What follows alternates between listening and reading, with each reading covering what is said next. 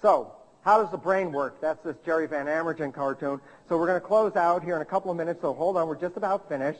Let me explain something about the brain. It's a process of connections of experiences. Experiences come into our perception. Perception is experience. That's what it is. And as we get a perception, we set up our body to respond to that perception. So basically it says this: the brain is the device that converts whatever the experiences are into awareness. So light comes into my eyes, but electromagnetic vibrations go out my nerve. Sound comes into my ear, but electromagnetic vibrations come out my nerve to my brain.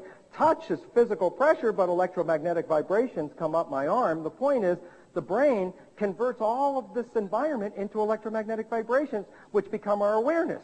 But the part about the brain is that it records these things, so that as an experience comes in, not only are we seeing the picture at this moment and our live awareness, but we are also recording the ability to remember that experience. Why?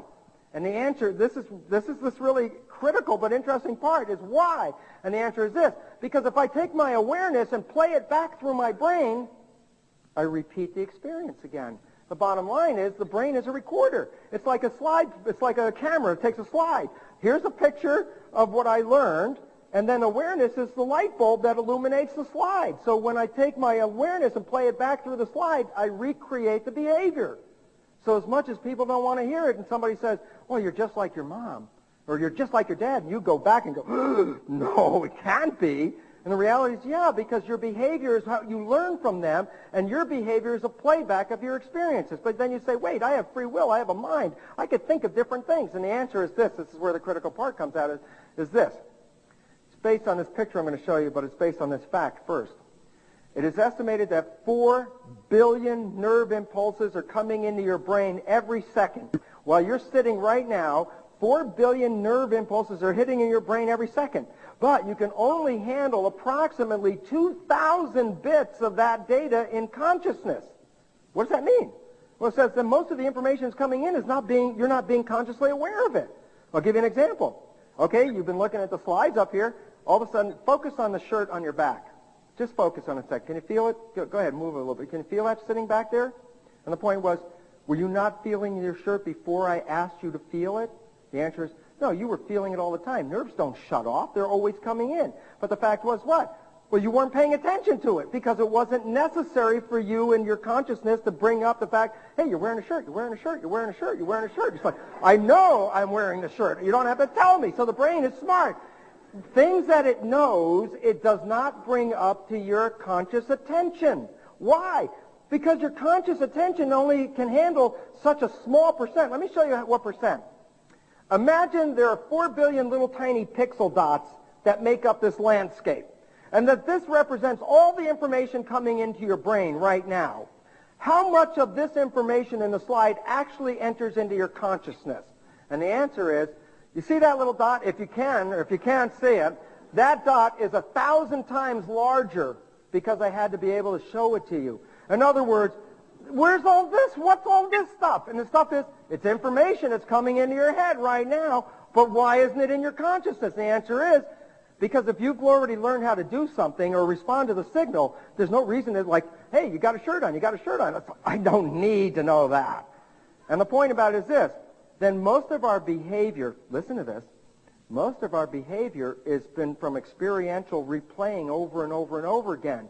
So the concept is this, most of the behavior that you elicit, you don't think about consciously. I'll give you an example. For those that drive a car, it's a great example. Have you ever gotten in a car and gotten in a discussion with somebody while you were driving, and you talked and you talked and you talked, and you realized about a half hour later that you've been driving for half an hour, you haven't paid attention to anything on the road, but you also realized you got here too, so you didn't hit anything either. And the point about it was what? Because driving is a learned experience that you can put it into your programming and do it automatically. Walking is a learned experience. I broke my knee a few years ago, and when I had it reconstructed, I realized I had to relearn how to walk because it took a whole process of how to move the leg and step and all that, because when they rebuilt it, it broke up all the old pathways. And the point was, my God, when I walk down the street now, I don't think about moving this, yet it involves a lot of coordination, a lot of learning went into this, and the bottom point is this.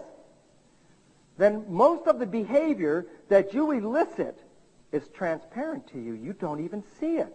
Why? Because it's so automatic that on the job and whatever you're doing, it just comes out. Somebody pushes a button, you make a response. You're not thinking. You're thinking about, well, I want to go on vacation. I can't wait to go home. I'm looking forward to this, and yet you're doing your job. How can you do that and still have those other thoughts going on in that little tiny dot of consciousness? And the answer is this: because almost all of our actions are out of our purview. We don't see them. They're repeated automatically. And why does this get to be a problem? It's the difference between walking your talk and not walking your talk. Why? In your head, you are a good person. You say to yourself, I try, I'm being good, I want to lose weight, I want all these things. Why can't I control it? And the answer is, because all that consciousness represents is that little tiny dot. Most of the control, 99.999999%, is already pre-programmed from your learned experiences. You can't lose weight just because that little conscious dot says so. You have to recognize you have weight because of whatever learning experiences you had about your life. They were programmed in there. You can get rid of the program. You could get amnesia. So I'll give you an example. Remember the movie Regarding Henry with Harrison Ford? Here's a lawyer who gets shot and wakes up in the hospital. He's got amnesia. Who am I? What am I? Well, we know what's going on here.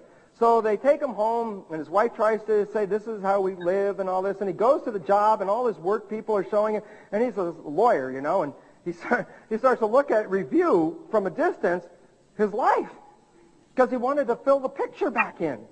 And as he started to put the picture back in, all of a sudden he made up his mind. He said, that really stinks. This is a stinking life. And he decided, the hell with the picture. I'm going to make a brand new life. So he got out there and ended up converting his beliefs into all new beliefs and immediately changed his life. And the problem is this: unless you have amnesia, all your beliefs are still locked in there. And the problem about that is, no matter if your consciousness says this is what you want to do, if you don't get to the core belief, you'll find that your thoughts and your actions are not on the same level with each other.